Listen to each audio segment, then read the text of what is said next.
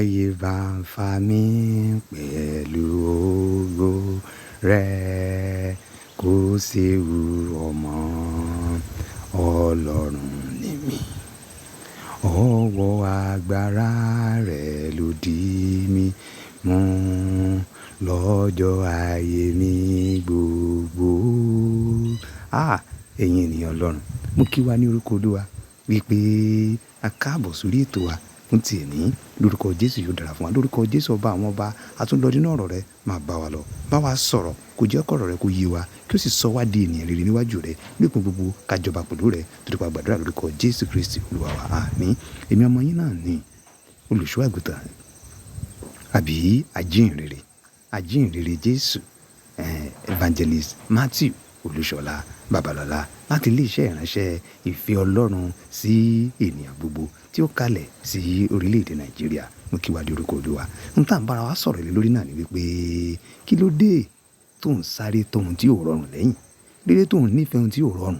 Má ṣe fẹ́ràn ayé nírú àkókò bí èyí. Ní olórin ẹni, ayé fa mi mọ́ra, ìfẹ́kúfẹ̀ẹ́ ayé fa mi mọ́ra.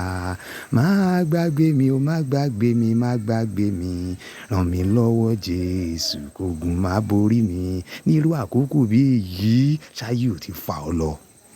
Nírú àkókò bí èyí, ṣé ìfẹ́kúfẹ̀ẹ́ ojú, ìfẹ́kúfẹ̀ẹ́ ara, ojú kòkòrò, ìmutípara, wọ̀bìà, oṣó, ìríra, ìjà, ìṣọ̀tẹ̀, àdámọ̀, àrankàn àti gbogbo àwọn ìwà burúkú báwọn ni, ṣé kò ti fà ọ́ lọ? Jásáré wo ìwé Epísítélì Kíní ti Jòhánù orí ìkejì ẹsẹ̀ 16.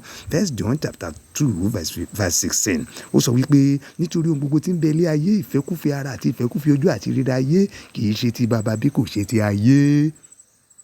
Gbogbo àwọn ìwà tí mo dárúkọ báwọn ni tí gbogbo ìwé Gàlátíà orí 5 yẹn sọ fún wa, àwọn iṣẹ́ ara yẹn kì í ṣe ti Ọlọ́run, kì í ṣe ti bàbá. Ìwọ náà mọ ìyàwó tó ní ṣòtú ọ. Ìwọ ọkọ baálé ilé tó tún yàn lé. Ìwọ ìyálé ilé tó ń ọṣẹ kọkọ òkú bọ́m̀bọ̀dù. Ìwọ ọ̀dọ́bìnrin ọ̀dọ́kùnrin tí ìwọ náà ń ṣe rádaràda tó ń gbé dúdú tó ń gbé pupa. Kò lè ìfẹ́kúfẹ̀ẹ́ ara ní, ìfẹ́kúfẹ̀ẹ́ ayé ní. Ijó tí ẹ mọ̀ tí Ọlọ́run ní fún ọ. Ijó tí ẹ mọ̀ ètò Ọlọ́run fún ayé rẹ tó ń ṣe báyìí. Gbogbo àwọn ìwà báwọn yìí ó máa ń dènà ojú rere níwájú Ọlọ́run ni, kò lè gbé ọ débi kankan nírú àkókò bí èyí. A tún máa dákún ṣòro rẹ ni. Mo gbàdúrà oore ọ̀fẹ́ àti àwa láti wá ojú Olúwa, láti kọ ayé sílẹ̀, láti kọ àwọn ìfẹ́kúfẹ̀ẹ́ ara sílẹ̀, láti fẹ́ ìfẹ́kúfẹ̀ẹ́ ayé sílẹ̀, láti kọ gbogbo àwọn ìwà ìtọ́ sílẹ̀ nírú àkókò bí èyí, láti sátọ̀ Ọlọ́run. Olúwa kó fi fún ọ ní orúkọ Jésù. Àmín.